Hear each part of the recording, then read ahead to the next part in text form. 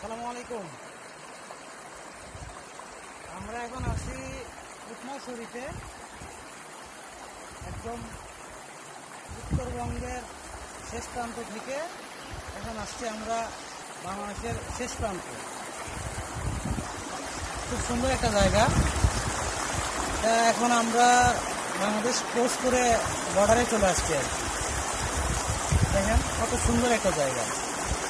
এই যে বর্ডারের সীমানা দেখা যাচ্ছে টাকাটার।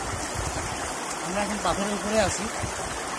সুন্দর একটা জায়গা, নতুন প্লেস নাকি আর কি। এটা গেল কুরবানি ঈদ থেকে আর কি এই জায়গাটা আর কি টুরিস্ট স্পট আর কি পরিচিত হয়েছে আর কি।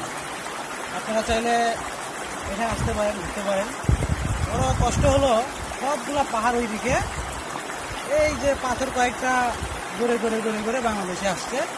এইগুলো দেখার জন্যই মানুষ এখানে আসে। তারপরেও ভালো লাগে, প্রতিদিন মাঝখানে অনেক সুন্দর পরিবেশ।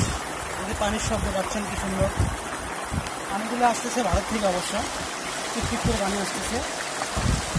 তবে পানি বন্ধ হয় না, কিন্তু পানি চলতেছে তো চলতেছে। পাহাড়ি পানি তো, বন্ধের কোনো অপশন নাই। সময় পাইলে আসেন, এসে ঘুরে যান। সুন্দর একটা জায়গা।